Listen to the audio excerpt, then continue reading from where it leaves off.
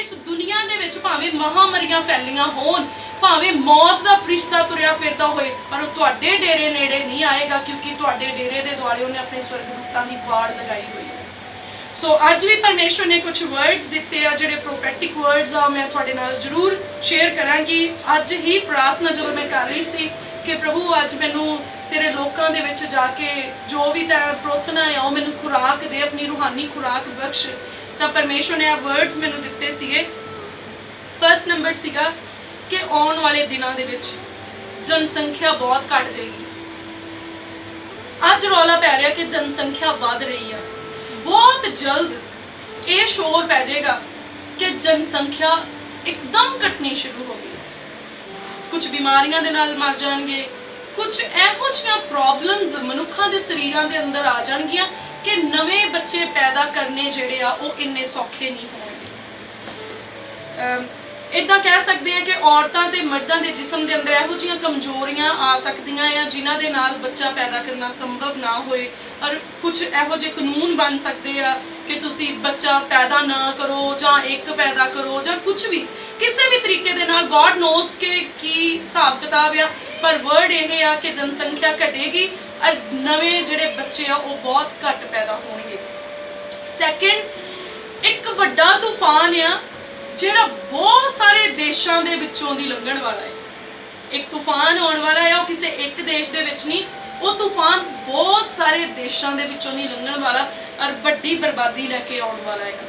इसलिए असीं ये दुआ मंगते हैं कि प्रभु जिद्दां सदोम ते गमोरा दे विचों तुसीं लूत नूं ते उहदे परिवार नूं बाहर कढिया, इसे तरह धर्मी जन उन्हां स्थानां दे विचों बाहर निकल आउण। जिस भी जगह ते तूफान आउणा है और कोई भी लूत दी बीवी दे वांग पिछे मुड़ के ना देखे, उस जगह दे उत्ते थंम ना बन जाए, पर वो एक पहाड़ दे उत्ते खड़े हो जाण और परमेश्वर दी महिमा नूं देखण और उस तूफान तो बचाए जाण। थर्ड, जिहड़े हुण समय आ जिद्दां तुसी जिहड़े रैगूलर सुनते आ प्रभु के वचन नूं, उन्हां नूं पता होगा कि लास्ट ईयर भी प्रोटेस्ट होने तो पहला, सारियां चीज़ां होने तो पहला ही परमेश्वर के वचन के राही, वर्ड के राही जिहड़ा दस दिता गया सी। पर हुण भी इदां ही आ कि बहुत सारे कर्फ्यू लगने आ, बहुत सारियां रोड ब्लॉक्स होणियां आ, बहुत सारे प्रोटेस्ट होने आ और छोटियां छोटियां गल्लां ते शुरू हो जाणगे।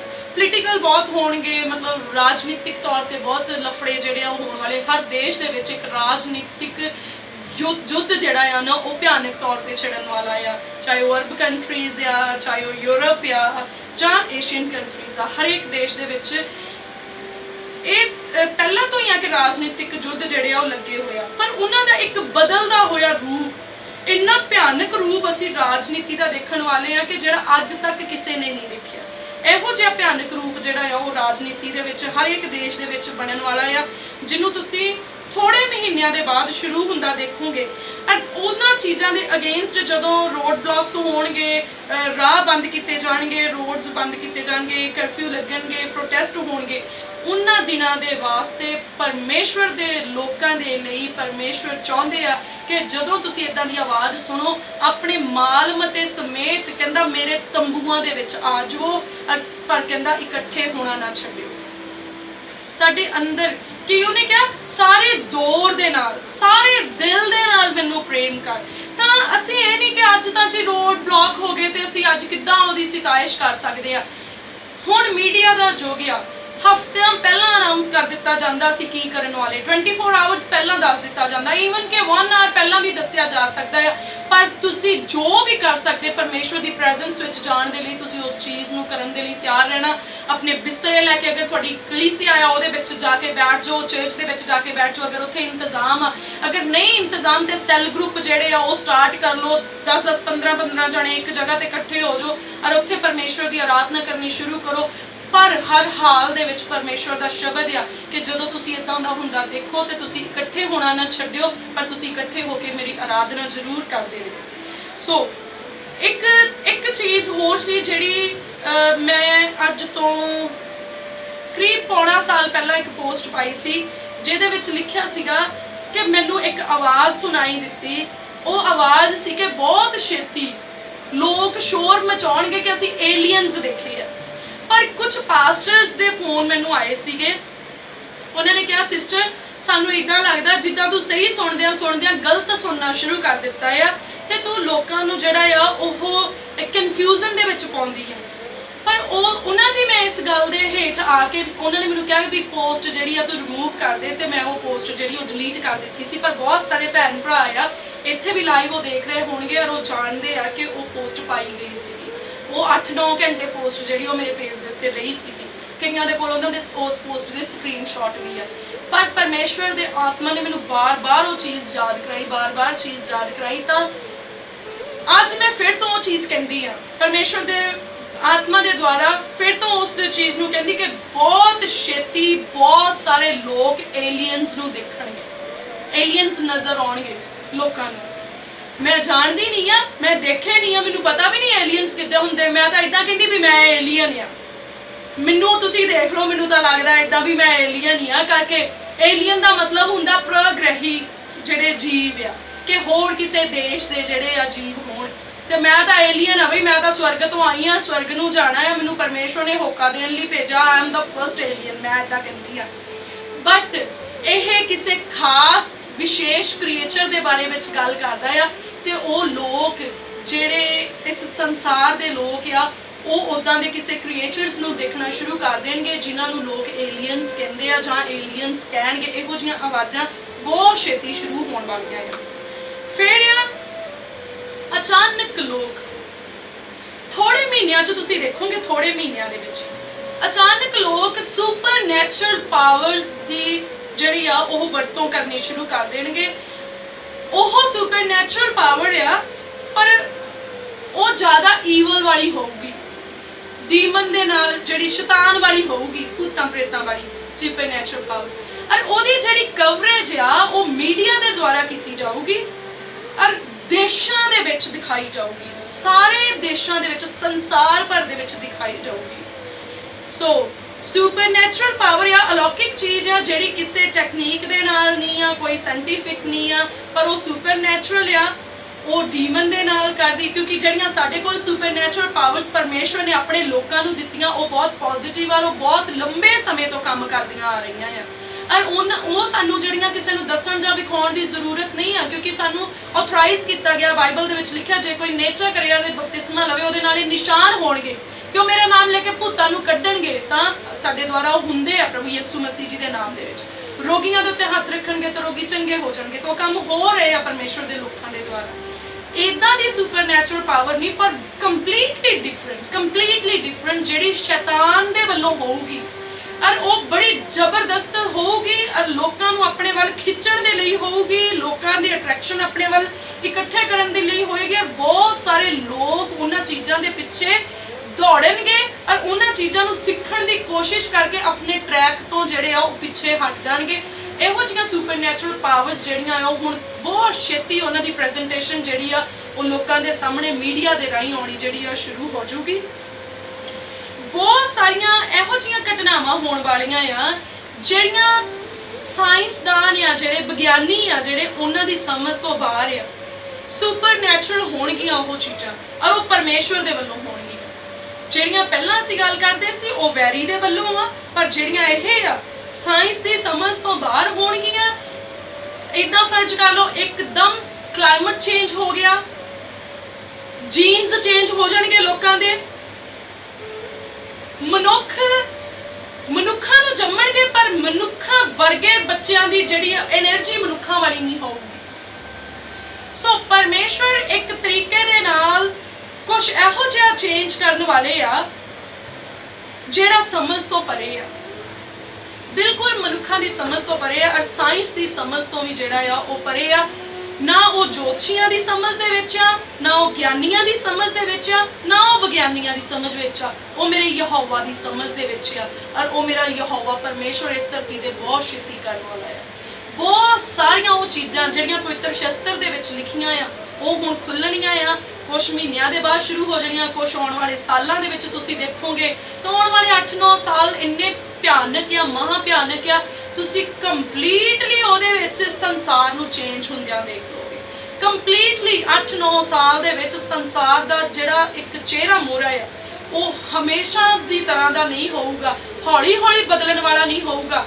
ਇਦਾਂ ਹੀ ਆ ਵੀ ਇਦਾਂ ਕਹਿ ਲਓ ਰਾਤ ਨੂੰ ਹੋਰ ਸੀ, ਸਵੇਰ ਨੂੰ ਕੁਝ ਹੋਰ ਹੋਊਗਾ। ਯੁੱਗ ਆ ਇੰਨੀ ਛੇਤੀ ਦੇ ਨਾਲ ਇੰਨੀ ਤੇਜ਼ੀ ਦੇ ਨਾਲ ਬਦਲਣ ਵਾਲਾ ਹੈ।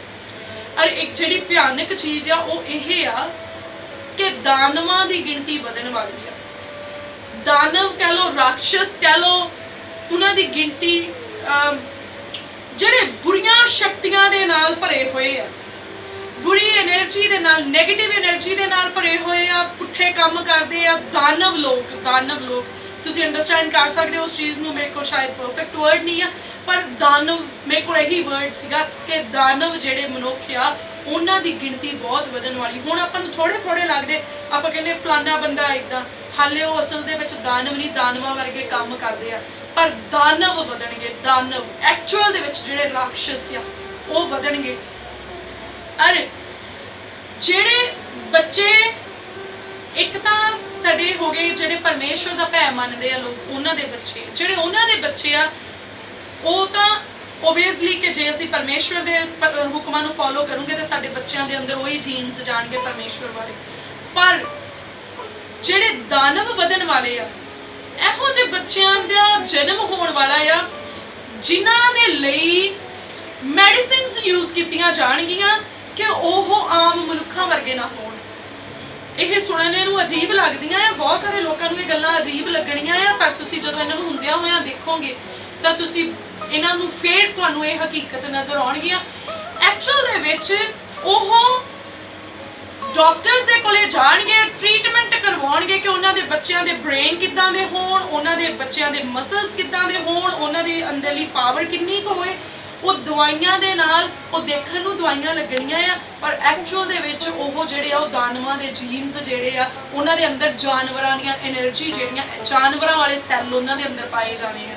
ਤੁਸੀਂ ਇਹ ਚੀਜ਼ਾਂ ਨੂੰ ਟੈਲੀਵਿਜ਼ਨ ਦੇ ਵਿੱਚ ਦੇਖੋਗੇ, ਇਹਨਾਂ ਚੀਜ਼ਾਂ ਨੂੰ ਤੁਸੀਂ ਆਪਣੇ ਸ਼ਹਿਰਾਂ ਦੇ ਵਿੱਚ ਦੇਖੋਗੇ, ਔਰ ਉਹ ਤੁਹਾਨੂੰ ਦੱਸਣਗੇ ਕਿ ਇਹਨਾਂ ਦੇ ਅੰਦਰ ਜਾਨਵਰਾਂ ਦੇ ਜੀਨਸ ਜਿਹੜੇ ਆ ਉਹ ਰੱਖੇ ਗਏ ਆ। ਔਰ ਜਦੋਂ ਉਹ ਜਵਾਨ ਹੋਣਗੇ ਉਹ ਭਿਆਨਕ ਚੀਜ਼ਾਂ ਨੂੰ ਜਿਹੜਾ ਆ ਉਹ ਕੰਮ ਕਰਨਗੇ, ਭਿਆਨਕ ਕੰਮ ਕਰਨਗੇ। ਔਰ ਹੁਣ ਸਾਡੇ ਲਈ ਕੀ ਜ਼ਰੂਰੀ ਆ? ਸਾਡੇ ਲਈ ਜ਼ਰੂਰੀ ਆ ਅਸੀਂ ਪਰਮੇਸ਼ਵਰ ਦਾ ਵਚਨ ਜਿਹੜਾ ਆ ਉਹ ਆਪਣੇ ਬੱਚਿਆਂ ਨੂੰ ਹੁਣ ਤੋਂ ਦੱਸਣਾ ਸ਼ੁਰੂ ਕਰ ਦਈਏ, ਕਿਉਂਕਿ ਆਉਣ ਵਾਲੇ ਦਿਨਾਂ ਦੇ ਵਿੱਚ ਬੰਦੇ ਬੁੜੀਆਂ ਵਾਲੇ ਕੰਮ ਕਰਨਗੇ ਤੇ ਬੁੜੀਆਂ ਬੰਦਿਆਂ ਵਾਲੇ ਕੰਮ ਕਰਨਗੀਆਂ, ਔਰਤਾਂ ਮਰਦਾਂ ਵਾਲੇ ਤੇ ਮਰਦ ਔਰਤਾਂ ਵਾਲੇ ਕੰਮ ਕਰਨਗੇ। ਔਰ ਉਹਨਾਂ ਦੇ ਵਿੱਚ ਕੀ ਹੋਏਗਾ ਕਿ ਉਹਨਾਂ ਦੀ ਜਿਹੜੀ ਵੇਸ਼ਭੂਸ਼ਾ ਆ, ਜਿਹੜਾ ਉਹਨਾਂ ਦਾ ਪਹਿਰਾਵਾ ਆ, ਉਹ ਬਿਲਕੁਲ ਡਿਫਰੈਂਟ ਹੋ ਜਾਣਾ ਹੈ। ਕੋਈ ਤਾਂ ਬਿਨਾਂ ਕੱਪੜਿਆਂ ਦੇ ਤੁਰਿਆ ਫਿਰੂਗਾ, ਕੋਈ ਅਜੀਬ ਤਰੀਕੇ ਦੇ ਕੱਪੜੇ ਪਾਏਗਾ, ਕੋਈ ਆਪਣੇ ਬਦਨ ਦੇ ਉੱਤੇ ਚੀਰੇ ਲਗਾਏ ਆ, ਕਿਸੇ ਦੇ ਰੰਗ ਹੋਰ ਆ, ਕਿਸੇ ਦੇ ਨੇਲਸ ਕੁਛ ਆ। ਉਹਨਾਂ ਚੀਜ਼ਾਂ ਨੂੰ ਫੈਸ਼ਨ ਕਹਿ ਦਿੱਤਾ ਜਾਣਾ ਆ, ਔਰ ਉਹ ਉਹਨਾਂ ਨੂੰ ਫ੍ਰੀडम ਦਿੱਤੀ ਜਾਣੀ ਆ ਗਵਰਨਮੈਂਟ ਦੇ ਵੱਲੋਂ, ਸਰਕਾਰ ਵੱਲੋਂ ਮਾਨਤਾ ਪ੍ਰਾਪਤ ਹੋਣਾ। ਸਰਕਾਰ ਨੇ ਉਹਨਾਂ ਨੂੰ ਰੋਕਣਾ ਨਹੀਂ ਇਹਨਾਂ ਕੰਮਾਂ ਤੋਂ, ਔਰ ਉਹ ਖੁੱਲ ਕੇ ਅਯਾਸ਼ੀ ਕਰ ਸਕਣਗੇ, ਕਿਉਂਕਿ ਹੁਣ ਸੰਸਾਰ ਦੇ ਵਿੱਚ ਜਿਹੜਾ ਰਾਜ ਆ ਉਹ ਵੈਰੀ ਦਾ ਜਿਹੜਾ ਆ ਰਾਜ ਚੱਲ ਰਿਹਾ ਆ। ਦੈਟਸ ਵਾਈ ਵਚਨ ਦੇ ਵਿੱਚ ਲਿਖਿਆ, ਕਹਿੰਦਾ ਜਿਹੜਾ ਮੇਰੇ ਅੰਦਰ ਵਸਦਾ ਉਹ ਵੱਡਾ ਆ ਉਹਦੇ ਨਾਲੋਂ ਜਿਹੜਾ ਸੰਸਾਰ ਵਿੱਚ ਵਸਦਾ ਆ। ਇਟ ਮੀਨ ਕਿ ਸੰਸਾਰ ਦੇ ਵਿੱਚ ਵਸਦਾ ਆ ਸ਼ੈਤਾਨ, ਤੇ ਸਾਡੇ ਅੰਦਰ ਜਿਹੜਾ ਵਸਦਾ ਉਹ ਹੈ ਆਤਮਹਾਨ। ਸੋ ਆਤਮਹਾਨ ਦੇ ਜੀਨਸ ਸਾਡੇ ਅੰਦਰ ਆ। ਅਸੀਂ ਉਹੀ ਆਤਮਹਾਨ ਦਾ ਸੁਭਾਅ ਜਿਹੜਾ ਆ ਉਹ ਆਪਣੇ ਬੱਚਿਆਂ ਨੂੰ ਦੱਸਣਾ ਆ। ਅਗਰ ਅੱਜ ਫਰਮ ਡੇ ਟੂ ਡੇ, ਅੱਜ ਤੋਂ ਇਸੇ ਘੜੀ ਤੋਂ ਅਸੀਂ ਪਰਮੇਸ਼ਵਰ ਦੇ ਵਚਨਾਂ ਦੇ ਬਾਰੇ ਵਿੱਚ ਆਪਣੇ ਬੱਚਿਆਂ ਨੂੰ ਨਹੀਂ ਦੱਸਾਂਗੇ, ਪਰਮੇਸ਼ਵਰ ਦੇ ਭੇਤਾਂ ਦੇ ਬਾਰੇ ਵਿੱਚ ਨਹੀਂ ਦੱਸਾਂਗੇ, ਤਾਂ ਸਾਡੇ ਬੱਚੇ ਸਾਡੇ ਘਰਾਂ ਨੂੰ ਛੱਡ ਕੇ ਭੱਜ ਜਾਣਗੇ। ਚੇਤੇ ਰੱਖਿਓ, ਉਹ ਤੁਹਾਡੀ ਫਿਰ ਆਗਿਆਕਾਰੀ ਨਹੀਂ ਕਰਨਗੇ, ਕਿਉਂਕਿ ਉਹ ਉਹਨਾਂ ਚੀਜ਼ਾਂ ਵੱਲ ਅਟਰੈਕਟ ਹੋ ਜਾਣਗੇ, ਉਹ ਉਸ ਚੀਜ਼ ਨੂੰ ਫ੍ਰੀडम ਸਮਝਣਗੇ, ਔਰ ਉਹ ਜਿਹੜੇ ਲੋਕ ਆ, ਆਪਣੇ ਬੱਚੇ ਆ ਜਿਹੜੇ, ਉਹਨਾਂ ਲੋਕਾਂ ਦੇ ਗੁਲਾਮ ਹੋ ਜਾਣਗੇ। ਔਰ ਉਹ ਲੋਕ ਸਾਡੇ ਬੱਚਿਆਂ ਨੂੰ ਮਿਸਗਾਈਡ ਕਰਨਗੇ। ਉਹ ਕਹਿਣਗੇ ਤੁਸੀਂ ਜਿਹੜੇ ਆ ਘਟੀਆ ਸੋਚ ਦੇ ਲੋਕ ਆ, ਤੁਸੀਂ ਜਿਹੜੇ ਪਰਮੇਸ਼ਵਰ ਨੂੰ ਮੰਨਣ ਵਾਲੇ ਲੋਕ ਆ। ਸਾਡੇ ਬੱਚੇ ਸਾਨੂੰ ਕਹਿਣਗੇ ਤੁਸੀਂ ਜਿਹੜੇ ਆ ਨੈਰੋ ਥਾਟਸ ਰੱਖਦੇ ਆ, ਤੁਸੀਂ ਪੁਰਾਣੇ ਜ਼ਮਾਨੇ ਦੇ ਲੋਕ ਆ, ਤੁਹਾਨੂੰ ਪਤਾ ਨਹੀਂ ਹੁਣ ਜ਼ਮਾਨਾ ਬਦਲ ਗਿਆ। ਔਰ ਬਹੁਤ ਸਾਰੇ ਕ੍ਰਿਸਚੀਅਨਸ ਵੀ ਜਿਹੜੇ ਆ ਉਹ ਇਦਾਂ ਹੀ ਕਰਨਗੇ ਕਿ ਉਹ ਸੋਚਣਗੇ ਸਾਰੀ ਦੁਨੀਆ ਕਰਦੀ ਆ, ਸਾਡੇ ਨਿਆਣੇ ਵੀ ਕਰ ਲੈਣ, ਸਾਨੂੰ ਕੋਈ ਫਰਕ ਨਹੀਂ ਪੈਂਦਾ। ਪਰ ਬਹੁਤ ਫਰਕ ਪੈਣਾ ਆ। ਤਾਂ ਪਰਮੇਸ਼ਵਰ ਨੇ ਆਪਣਾ ਵਚਨ ਭੇਜਿਆ ਆ, ਔਰ ਉਹ ਸਾਨੂੰ ਆਉਣ ਵਾਲੀ ਤਬਾਹੀ ਤੋਂ ਜਿਹੜਾ ਆ ਉਹ ਬਚਾਉਣਾ ਚਾਹੁੰਦਾ ਆ। ਇਸ ਲਈ ਸਾਨੂੰ ਬਹੁਤ ਜ਼ਰੂਰੀ ਆ ਕਿ ਅਸੀਂ ਆਪਣੇ ਬੱਚਿਆਂ ਨੂੰ ਚੰਗੀ ਸਿੱਖਿਆ ਦੇਣਾ ਸ਼ੁਰੂ ਕਰੀਏ। ਅਸੀਂ ਹੁਣ ਤੋਂ ਆਪਣੇ ਬੱਚਿਆਂ ਨੂੰ ਸਮਝਾਉਣਾ ਸ਼ੁਰੂ ਕਰੀਏ, ਤਾਂ ਜੋ ਜਿਹੜੇ ਸਾਡੇ ਬੱਚੇ ਆ ਉਹਨਾਂ ਚੀਜ਼ਾਂ ਦੇ ਪਿੱਛੇ ਨਾ ਜਾਣ ਕੱਲ ਨੂੰ ਸਾਡੇ ਬੱਚੇ ਸਾਨੂੰ ਇਹ ਨਾ ਕਹਿਣ ਕਿ ਤੁਸੀਂ ਪੁਰਾਣੀ ਕਿਸਮ ਦੇ ਲੋਕ ਆ, ਤੁਸੀਂ ਪੁਰਾਣੀਆਂ ਸੋਚਾਂ ਦੇ ਲੋਕ ਆ। ਸਾਨੂੰ ਸਾਡੇ ਬੱਚਿਆਂ ਨਾਲ ਐਗਰੀ ਨਾ ਹੋਣਾ ਪਏ, ਪਰ ਸਾਡੇ ਬੱਚੇ ਪਰਮੇਸ਼ਵਰ ਦੀ ਫੇਥਫੁਲਨੈਸ ਦੇ ਵਿੱਚ ਜਿਹੜਾ ਆ ਉਹ ਚੱਲਣ। ਔਰ ਇੱਕ ਹੋਰ ਚੀਜ਼ ਕਿ ਬਹੁਤ ਛੇਤੀ ਇਹੋ ਜਿਹਾ ਸਿਸਟਮ, ਇੱਕ ਤਾਂ ਪ੍ਰੀਚਿੰਗ ਦੇ ਵਿੱਚ ਪਹਿਲੇ ਤੋਂ ਹੀ ਪਰਮੇਸ਼ਵਰ ਨੇ ਵਰਡ ਦਿੱਤਾ ਸੀਗਾ ਕਿ ਬਹੁਤ ਜਲਦ ਉਹ ਜਿਹੜੀ ਚਿਪ ਇੰਸਟਾਲਮੈਂਟ ਆ ਉਹ ਬਹੁਤ ਛੇਤੀ ਸਾਡਿਆਂ ਦੇਸ਼ਾਂ ਦੇ ਵਿੱਚ ਵੀ ਸ਼ੁਰੂ ਹੋਣ ਵਾਲੀ ਆ, ਉਹ ਹੋ ਜਾਏਗੀ। ਔਰ ਉਹ ਬਹੁਤ ਸਾਰੇ ਲੋਕ ਉਹਨੂੰ ਖੁਸ਼ੀ ਦੇ ਨਾਲ ਲਗਵਾ ਲੈਣਗੇ ਕਿਉਂਕਿ ਉਹਨਾਂ ਨੂੰ ਲੱਗਣਾ ਕਿ ਅਸੀਂ ਤਾਂ ਤੁਰਦੇ ਫਿਰਦੇ ਜਿਹੜੇ ਆ ਉਹ ਕੰਪਿਊਟਰ ਬਣ ਗਏ ਆ। ਔਰ ਜਦੋਂ ਇੱਕ ਭਿਆਨਕ ਸਮਾਂ ਆਉਣ ਵਾਲਾ ਹੋਣਾ ਆ ਜਿਹੜਾ ਹੁਣ ਸ਼ੁਰੂ ਹੀ ਆ ਆਲਮੋਸਟ, ਉਹਦੇ ਵਿੱਚ ਤੁਸੀਂ ਦੇਖੋਗੇ ਇਦਾਂ ਕਹਿ ਲਓ ਵੀ ਸਾਲ ਜਾਂ 1.5 ਸਾਲ ਤੱਕ ਇਦਾਂ ਕਹਿ ਲਓ ਵਿਦਆਊਟ ਮੋਬਾਈਲ ਤੁਸੀਂ ਆਪਣੇ ਹੀ ਹੱਥ ਨੂੰ ਪ੍ਰੈਸ ਕਰੋਗੇ ਤਾਂ ਤੁਸੀਂ ਕਿਸੇ ਦੇ ਨਾਲ ਗੱਲ ਕਰ ਲੂਗੇ। ਤੁਹਾਡੇ ਹੱਥ 'ਚ ਕੋਈ ਡਿਵਾਈਸ ਨਹੀਂ ਹੋਊਗੀ, ਤੁਸੀਂ ਬਸ ਸੋਚਣਾ ਹੀ ਆ, ਤੁਹਾਡੇ ਬ੍ਰੇਨ ਨੇ ਲਿੰਕ ਹੋ ਜਾਣਾ ਆ ਇੱਕ ਸਿਸਟਮ ਦੇ ਨਾਲ, ਤੇ ਫਿਰ ਉਸ ਸਿਸਟਮ ਨੇ ਤੁਹਾਨੂੰ ਕਨੈਕਟ ਕਰ ਦੇਣਾ ਕਿਸੇ ਹੋਰ ਦੇ ਨਾਲ। ਜਿੱਦਾਂ ਤੁਸੀਂ ਮੋਬਾਈਲ ਤੋਂ ਕਾਲ ਕਰਦੇ ਆ, ਇਦਾਂ ਹੀ ਤੁਸੀਂ ਚੁੱਪ ਕਰਕੇ ਮੈਸੇਜ ਕਨਵੇ ਕਰਨੇ ਆ, ਇਦਾਂ ਹੀ ਤੁਸੀਂ ਕਾਲ ਕਰ ਲੈਣੀ ਆ ਉਹਨਾਂ ਨੂੰ। ਫਿਰ ਉਦੋਂ ਸਾਨੂੰ ਪਤਾ ਲੱਗ ਜਾਣਾ ਆ ਕਿ ਸੱਚੀ ਇਹ ਸਾਰੀਆਂ ਜਿਹੜੀਆਂ ਚੀਜ਼ਾਂ ਆ ਇਹ ਸਾਨੂੰ ਕਿਧਰ ਨੂੰ ਲੈ ਕੇ ਜਾ ਰਹੀਆਂ ਆ। ਮੈਨੂੰ ਇਦਾਂ ਹੀ ਜਾਪਦਾ ਜਿੱਦਾਂ ਬਹੁਤ ਸਾਰੇ ਲੋਕਾਂ ਨੇ ਇਹਨਾਂ ਤੇ ਟਰਸਟ ਕਰ ਲੈਣਾ, ਪਰ ਬਹੁਤ ਸਾਰੇ ਲੋਕਾਂ ਨੇ ਕਹਿਣਾ ਵੀ ਇਹ ਸਾਨੂੰ ਜਿਹੜਾ ਆ ਇਹ ਕਿਹੜੇ ਹੋਰ ਚੀਜ਼ਾਂ ਨੂੰ ਕਨਫਿਊਜ਼ਨ ਦੇ ਵਿੱਚ ਸਾਨੂੰ ਪਾਉਂਦੇ ਆ। ਪਰ ਸੱਚ ਇਹੀ ਆ, ਇਹ ਕਨਫਿਊਜ਼ਨਸ ਨਹੀਂ ਆ, ਇਹ ਕਲੀਅਰੈਂਸ ਆ।